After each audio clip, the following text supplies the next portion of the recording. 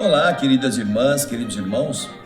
Começamos mais um programa, O Espírito da Letra, analisando a obra do Espírito André Luiz, escrita através da mediunidade de Francisco Cândido Xavier. Nós estamos realizando o 11º livro da sequência de 13 livros, que começa lá em Nosso Lar e que até o 10º livro já está completa.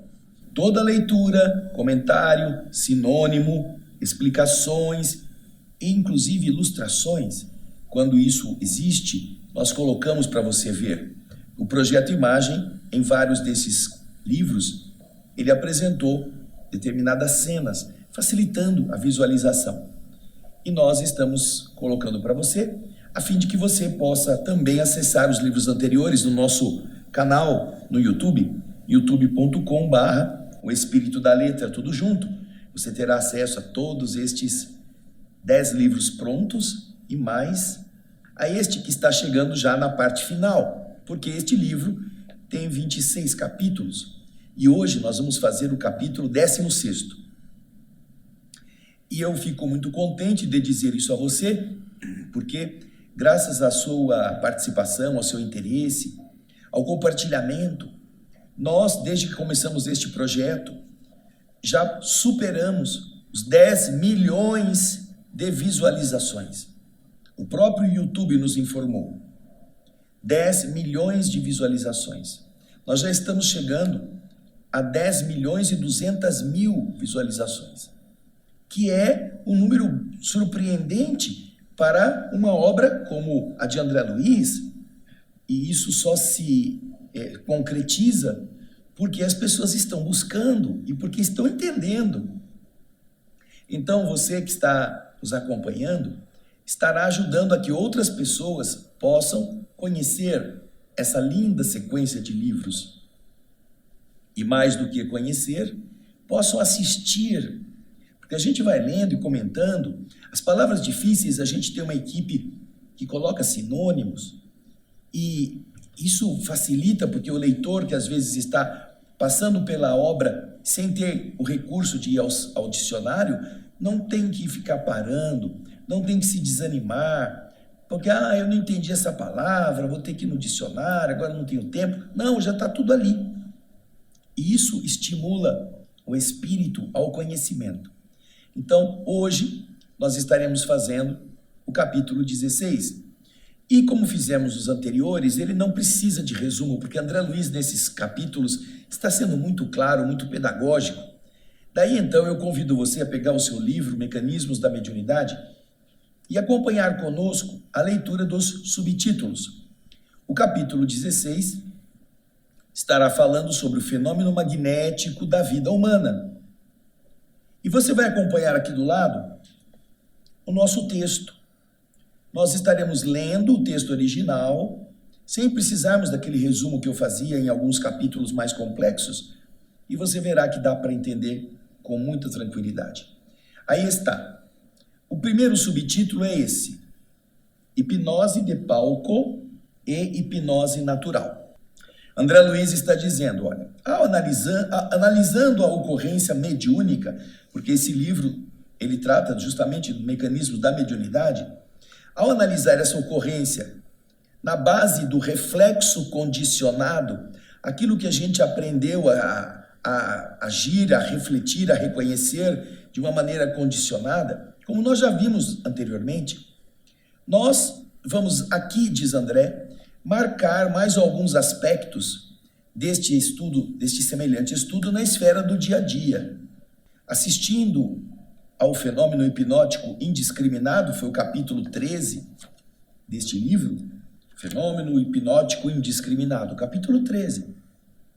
Assistindo a este fenômeno indiscriminado, nas demonstrações públicas, aquelas coisas de palco, de hipnotizador que hipnotiza a plateia, presenciamos alguém comandando o psiquismo de diversas pessoas por alguns minutos. Mas, na experiência do dia a dia, vemos esse mesmo fenômeno desse comando hipnótico nas nossas relações uns com os outros.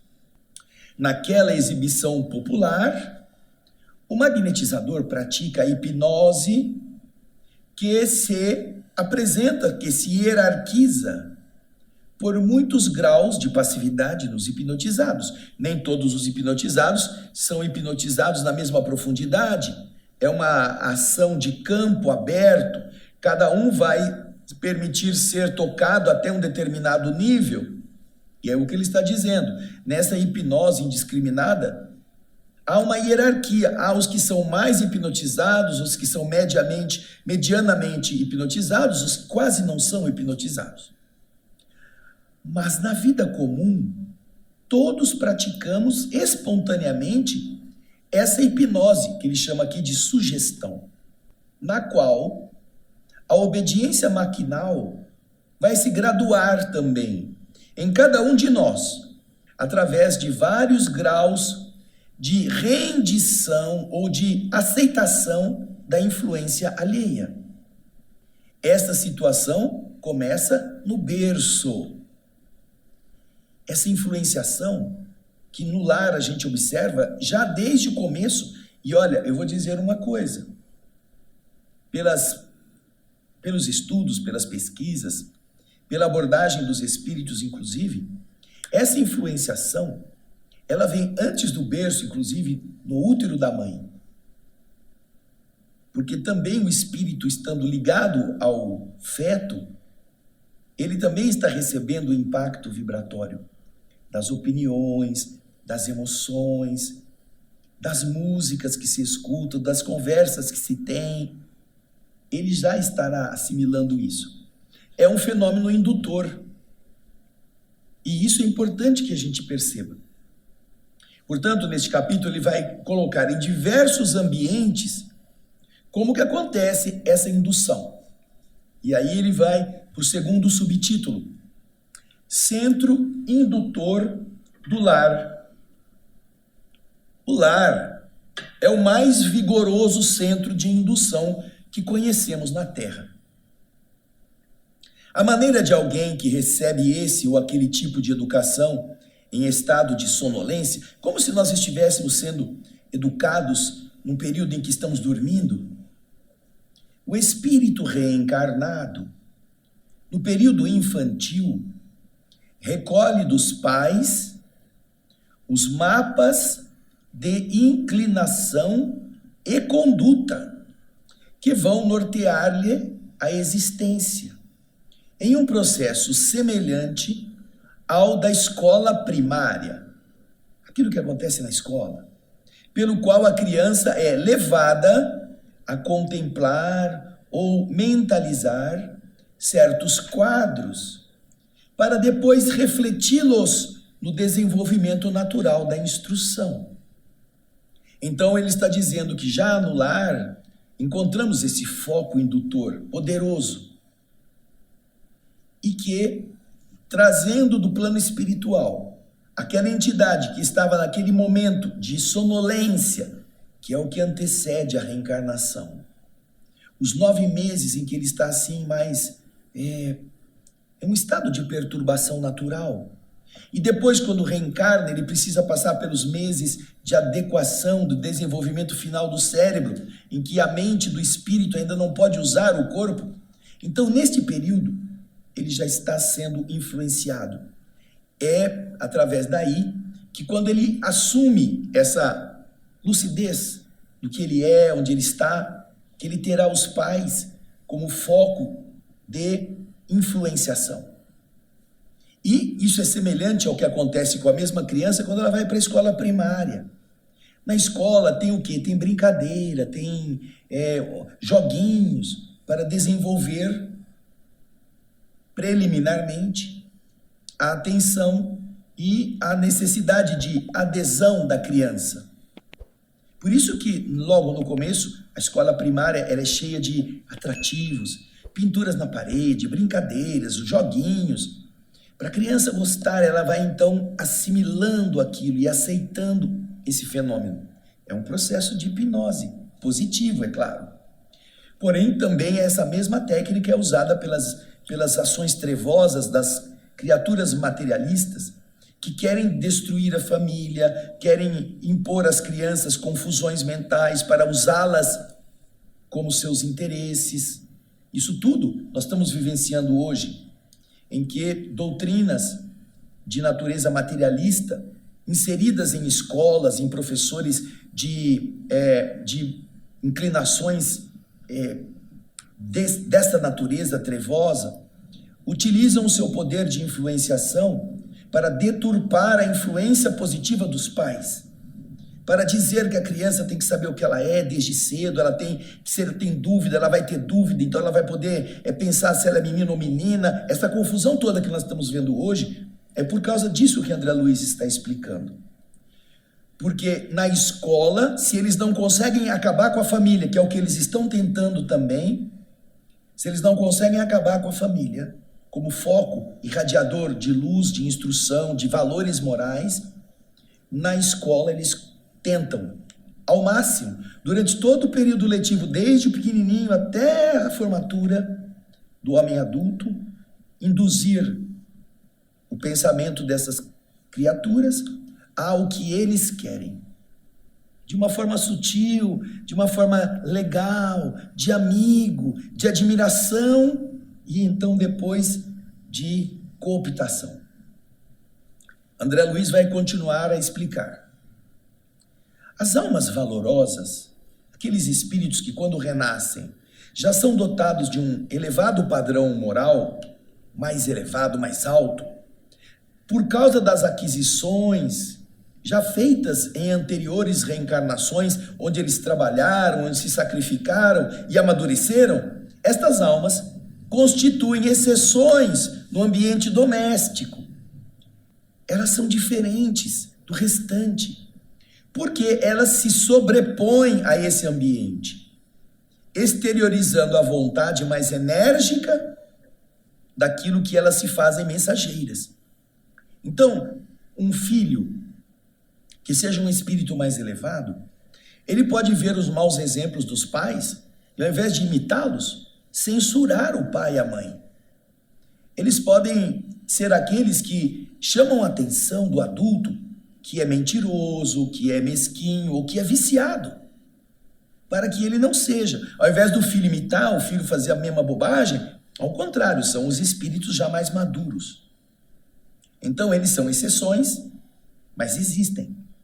Aí André Luiz está explicando, olha, porém, via de regra, a maioria esmagadora de inteligências encarnadas retratam, copiam psicologicamente aqueles que lhes deram o corpo físico, seus pais, transformando-se por algum tempo em instrumentos ou médiuns dos genitores. Por causa do ajustamento das ondas mentais deles, filhos, em circuitos combinados, pelos quais eles trocam entre si, filhos e pais, os agentes mentais de que se nutrem. Então eles entram no mesmo conjunto e eles se abastecem.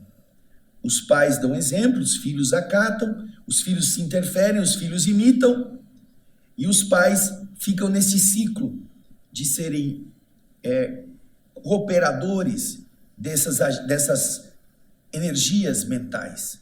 E, ao mesmo tempo, vendo os filhos seguirem a mesma exemplificação.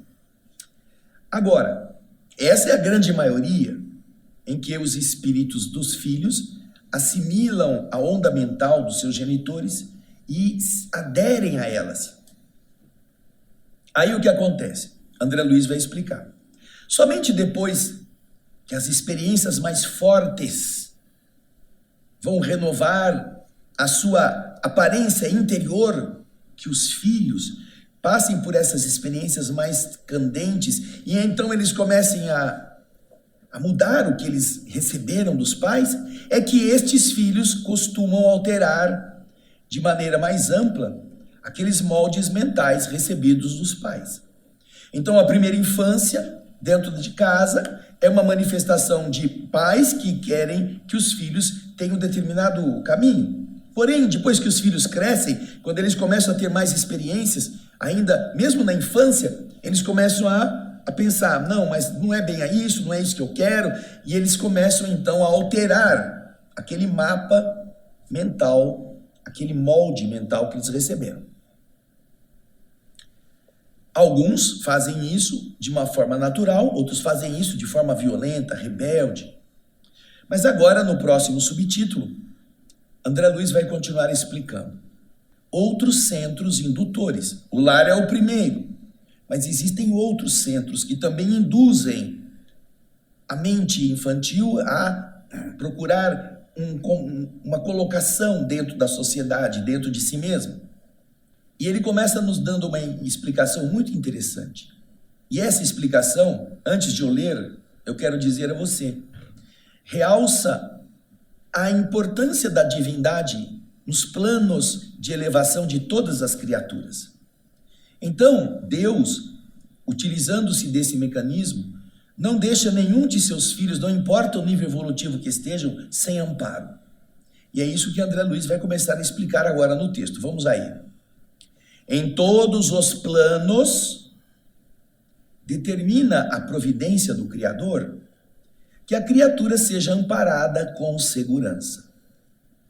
Cada consciência que renasce no campo físico, cada espírito que vem à matéria física através do nascimento, carrega consigo as ligações daquele grupo espiritual ao qual ele está filiado. Famílias espirituais que são fornecedoras daqueles membros para continuarem o processo evolutivo através da reencarnação. E eles trazem consigo estas ligações, demonstrando as afinidades profundas de que a onda mental dá notícia nesse fluxo revelador com que ela se apresenta. Então, eles têm o mesmo padrão, eles gostam de coisas semelhantes, eles se afinizam. André Luiz continua explicando. Se os pais mantêm sintonia com as forças que lhes unem fluidicamente os filhos, se pais e filhos estão sintonizados nessa mesma força, nessa mesma onda mental, a vida da família prossegue harmoniosa, como que estando sobre rodas, nas quais as engrenagens, aqueles intervalos dos dentes, se mostram perfeitamente engrenadas. Ó, isso aqui, ó. Dente e espaço estão engrenados. As rodas giram sem atrito, sem conflito. Se os pais e os filhos estão na mesma onda mental. Porém, não é sempre assim, né? Engraçado. André Luiz vai dizer isso na sequência, dá uma olhadinha. Entretanto, se há divergências, depois de passar da primeira infância, os atritos começam, os desencontros ocorrem, por causa das interferências inevitáveis, com perturbações daqueles circuitos que estavam ainda harmonizados. E nessa fase, surgem o quê? Surgem as incompatibilidades e as disparidades que a genética não consegue explicar. Presos à influência de companheiros que permanecem fora do corpo físico, aos espíritos que não reencarnaram e que são afinizados com aqueles que agora estão na carne, ligados a ele numa onda mental própria do padrão que eles estavam vivenciando, os filhos, nessa circunstância, começam a demonstrar tendências inquietantes, começam já por as manguinhas de fora, vamos dizer assim, começam a preferir a companhia de amigos, de pessoas perigosas, de pessoas espertalhonas, que os iludem e eles querem imitá-los porque estão afinizados com a aventura, e o pai e mãe não querem que ele se arrisque tanto.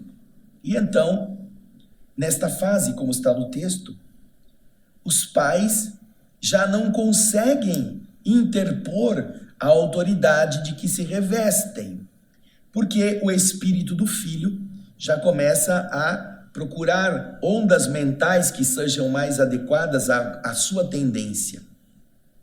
Todavia, a escola edificante, a escola, a sala de aula, os professores, a noção do que é ensinar, os espera quando eles já estão nessa fase de querer ser donos dos seus narizes, com as influências que estejam mais adequadas à sua pouca evolução, às vezes, para eles se tornarem melhores.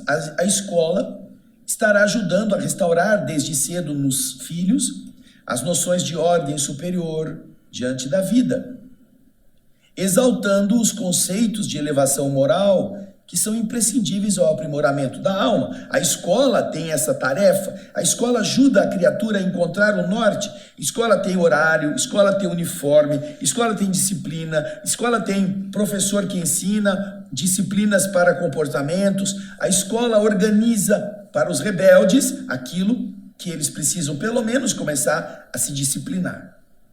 E aí, André Luiz vai colocar a função dos professores, quando são mestres, não quando são militantes políticos.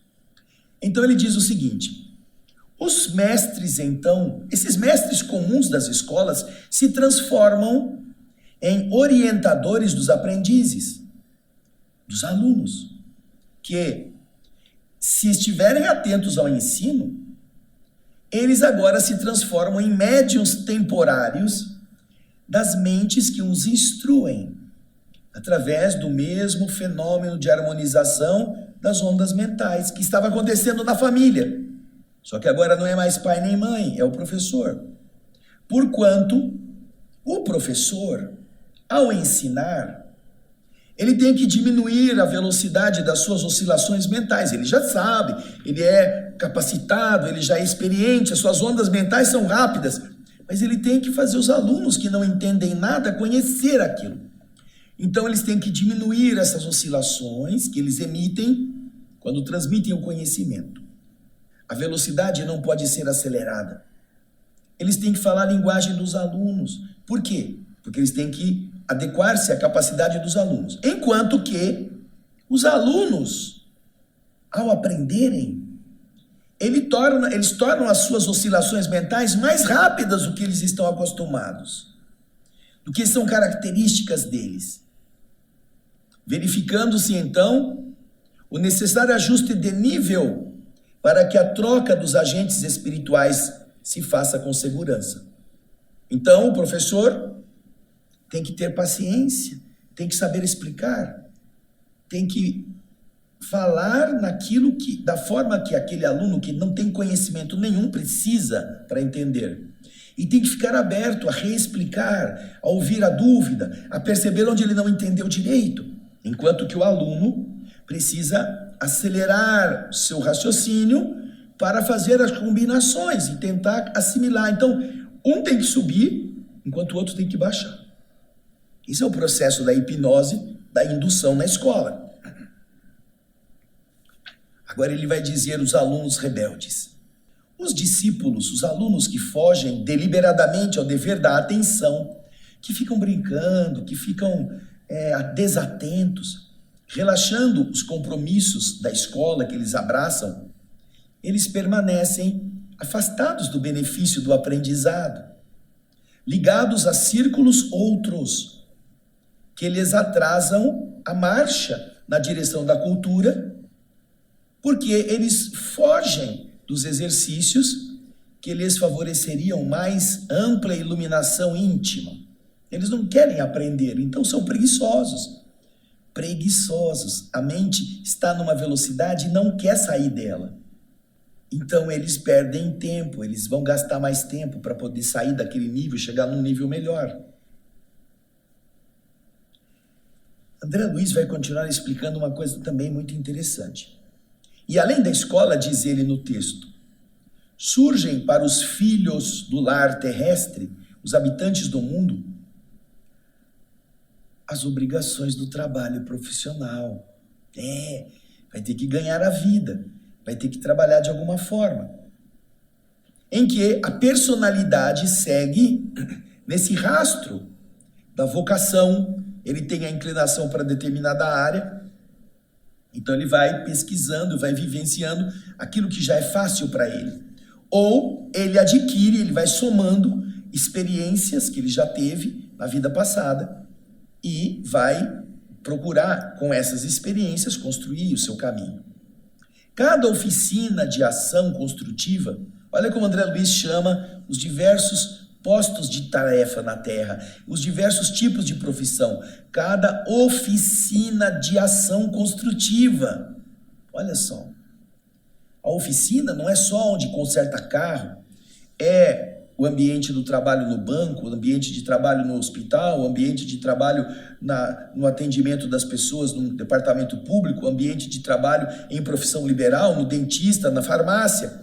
Cada oficina de ação construtiva, seja qual for a linha de serviço em que ela se expresse, de novo, é a oportunidade de educação para a criatura que está trabalhando no campo humano, no qual existe um chefe, né? Em diversos níveis existem chefes. A chefia, a escalonar-se através de condutores diversos, os diversos chefes superiores, convoca os que estão lá trabalhando, os cooperadores, nos vários círculos de subalternidade. Para quê? Para que eles se esforcem na melhoria e na sublimação de sua capacidade. Também, então, o trabalho em diversos níveis é um fator indutor. É aquilo que vai fazer o espírito adequar-se, entrar na sintonia, seja do seu superior, seja do dono da empresa, seja de quem está organizando toda a estrutura. E os que estão acima estarão fornecendo condições para os que estão abaixo melhorarem, se aperfeiçoarem, se tornarem mais eficientes. Veja só. Família, escola, profissão. Vamos continuar com André Luiz. Ainda aqui vemos, por intermédio da mesma ocorrência de harmonização mental, aqueles que orientam, elevados à condição de espíritos protetores, e aqueles que obedecem, transformados em instrumentos para determinadas realizações. Olha que bonito isso. Agora, no próximo subtítulo, ele coloca assim: todos somos médiuns. Nesses centros de atividade que nós estamos aqui apresentando, diz André, em todos eles, família, escola, profissão, encontramos o reflexo condicionado e a sugestão. Reflexo condicionado e sugestão como ingredientes indispensáveis na obra de educação e aprimoramento. É importante reconhecer que a liberdade é muito maior, é sempre maior para a alma, quanto maior a sua parcela de conhecimento que esteja já assimilado no seu livro da existência. Quanto mais conhece, tem mais liberdade de agir. Por isso mesmo, quanto mais ele cresça em possibilidades, nesse ou naquele sentido, mais se lhe desdobram caminhos à visão, mais ele enxergará longe, constrangendo o ser a estar vigiando sobre a própria escolha. Olha só, quanto mais experiência acumulada, mais sabedoria para decodificar sinais. E aqui você vai lembrar do seu pai e da sua mãe. Você levava um amigo para casa que você gostava muito, é seu amigão. Seu pai olhava, sua mãe olhava. Ah, tudo bem, tudo bem. Começava a ver os trejeitos, começava a ver o vocabulário, começava a ver o modo de vestir, o comportamento à mesa. Depois que o amigo ia embora, sua mãe dizia para você: olha, meu filho, toma cuidado com esse moço. Ele tem algumas coisas estranhas. Que isso, mãe? Não implica, é meu amigo. A criança não estava vendo. O adolescente, o jovem, não tem essa visão à distância, que a mãe ou o pai já possuem. Então, esses pais, essas pessoas que já adquiriram mais conhecimento, eles conseguem chegar mais longe. E quanto mais longe eles enxergam, maior é a responsabilidade deles. Por isso que André Luiz continua no texto explicando, olha, Quanto mais extensa for a mordomia, mais extensa será a responsabilidade. Isso acontece porque, com a intensificação de nossa influência nesse ou naquele campo de interesses, mais persistentes se fazem os apelos à nossa volta, para que não nos esqueçamos do dever primordial a cumprir.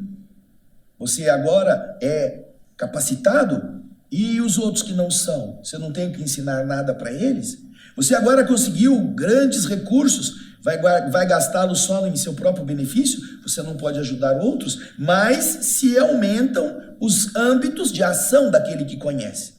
Quem avança, diz André Luiz, está invariavelmente, quem está na frente está entre a vanguarda, a linha de frente e a retaguarda, está ali, nessa romagem para Deus, que é uma viagem de subida. Você está na frente dessa montanha que está nos esperando, você tem que puxar os outros. Toda subida, diz André, da mesma forma que qualquer aperfeiçoamento, qualquer burilamento, pede suor e disciplina. Todo estacionamento, toda parada é repouso encasulador, enquistante. É aquilo que forma um quisto. Somos todos dessa forma médiuns. A cada passo, refletores, aqueles que refletem forças que assimilamos por causa de nossa vontade na focalização da energia mental. Nossa vontade recebe a energia, aquilo que está vibrando à nossa volta, e nós queremos fazer de um jeito ou de outro. Nossa vontade vai endereçar-se na direção daquilo que nos interessa. E então isso gera a nossa postura, que demonstra qual é o padrão evolutivo do nosso ser.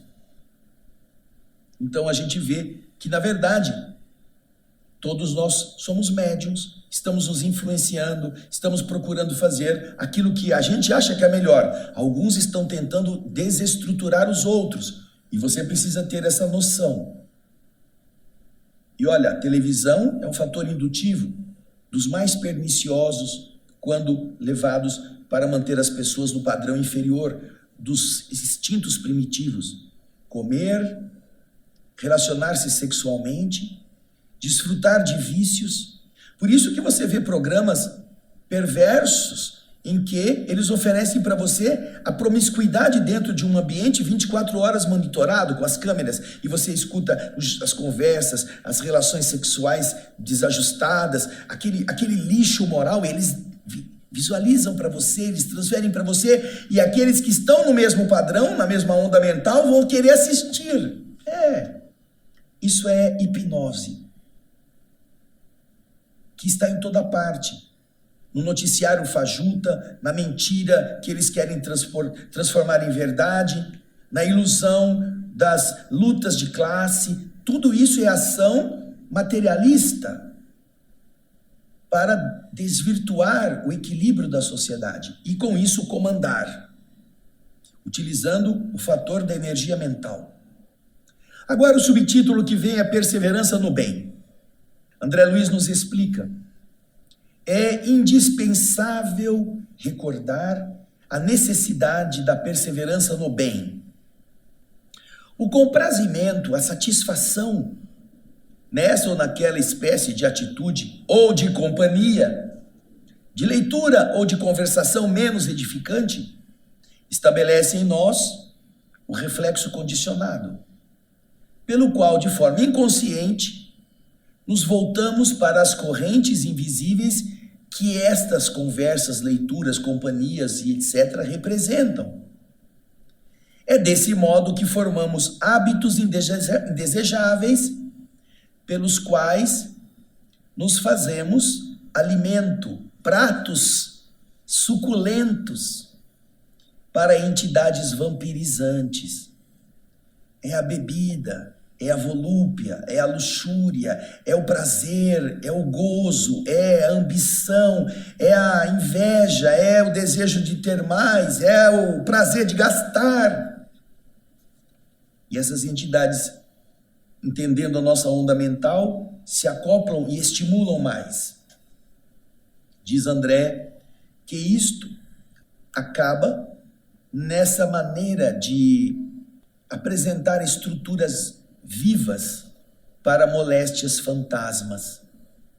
Quando nós aceitamos estes hábitos indesejáveis, nós nos tornamos estes pratos fáceis de serem desfrutados por entidades vampirizantes, terminando na maneira de estruturas vivas para moléstias fantasmas. Nascem doenças dessas estruturas viciosas. Pensando ou conversando constantemente sobre agentes enfermiços, sobre coisas doentias, como sejam, por exemplo, a acusação indevida e a crítica destrutiva, o deboche e a crueldade, incorporamos de imediato a influência das criaturas encarnadas e desencarnadas que alimentam isto. Porque o ato de voltar a semelhantes temas contrários aos princípios que ajudam a vida e a regeneram, se transforma, aquele modo doentio de pensar, de falar, se transforma em reflexo condicionado, de caráter doentio também, automatizando-nos a capacidade de transmitir esses agentes doentios responsáveis por largo conjunto de enfermidade e desequilíbrio. Além de nos contaminarmos, nós transmitimos isso para outros. É a pessoa maldosa, é a pessoa que xinga, é a pessoa que esbraveja, são as pessoas que só falam coisas negativas e que por causa disso também criam um ambiente doentio em volta delas e pessoas que vão com elas concordar também bebem desse lixo. E por fim, nós vamos chegar no último subtítulo da gradação das obsessões. Acompanhe aí conosco. Muitas vezes, em nossos estados de tensão determinada, deliberada, aceitada, desejada, nos inclinamos para forças violentas que se insinuam em nosso halo psíquico, na nossa psicosfera, na nossa vibração ao redor de nossos pensamentos. E aí criam fermentações infelizes que resultam em atitudes de cólera arrasadora, pelas quais, desprevenidamente, nos transformamos na vida física em médiuns de ações delituosas, arrastando nos fenômenos de associação dos agentes mento-eletromagnéticos da mesma natureza, semelhantes aos que caracterizam as explosões de recursos químicos nas conhecidas reações em cadeia. Você solta uma chispa e aquela chispa incendeia e vai chegar na explosão da bomba, uma reação em cadeia. Uma coisa empurra a outra. Aquele dominózinho que caiu, que vai derrubar o prédio. Se o indivíduo permite isso, aquilo fica fermentando dentro dele e facilmente vai se transformar numa atitude raivosa, numa atitude de impaciência, de agressividade. É assim que somos, por vezes, loucos temporários, grandes obsidiados de alguns minutos, alienados mentais em marcadas circunstâncias de lugar ou de tempo, ou então ainda doentes do raciocínio em crises periódicas, médiuns lastimáveis da desarmonia pela nossa permanência longa em reflexos condicionados viciosos, adquirindo compromissos de grave teor nos atos menos felizes que praticamos, semi-inconscientemente sugestionados uns pelos outros, porquanto perante a lei a nossa vontade é responsável em todos os nossos problemas de sintonia. Você se sintonizou com o mal, você tem culpa nisso. Mesmo que tenha entidades, mesmo que sejam os outros, mesmo que você diga, eu perdi a paciência, foi a gota d'água. A gota d'água? Por quê? Porque você estava acumulando um monte de insatisfações, um monte de revoltas, e aí um risinho irônico fez você explodir, quebrar a casa, bater na pessoa, dar um tiro. Ai, o que foi que eu fiz? Meu Deus! Processos obsessivos que começam por esse caminho. Olha que coisa interessante. Preste atenção em quem educa seu filho. Preste atenção no que você dá de mau exemplo. Preste atenção no teor de suas palavras. Preste atenção nos exemplos dos que estão próximos. Mude o padrão, porque isso vai mudar a influenciação sobre seus filhos. Lembre-se que se você colocar um ovo de pato no meio dos ovos de galinha e ele for e ali eclodir um pato no meio dos franguinhos, ele vai se achar um frango e ele vai ciscar como um frango. A mesma coisa se você colocar um ovo de galinha para um pato chocar. Ele vai imitar o aspecto dos seus pais e vai tentar nadar, só que vai morrer afogado, porque ele não é um pato. A vida vai ensiná-lo de forma cruel para que ele aprenda aquilo que ele realmente é. Então, faça o melhor que você pode. Não cultive pensamentos ruins, não cultive depressão, tristezas, angústias, revoltas, porque é deixar a porta aberta para a treva penetrar. Analise quem é o evangelizador do seu filho na casa espírita, porque se ele for materialista, se ele for desses comunistas enrustidos, eles estão levando o seu filho para o caminho do abismo.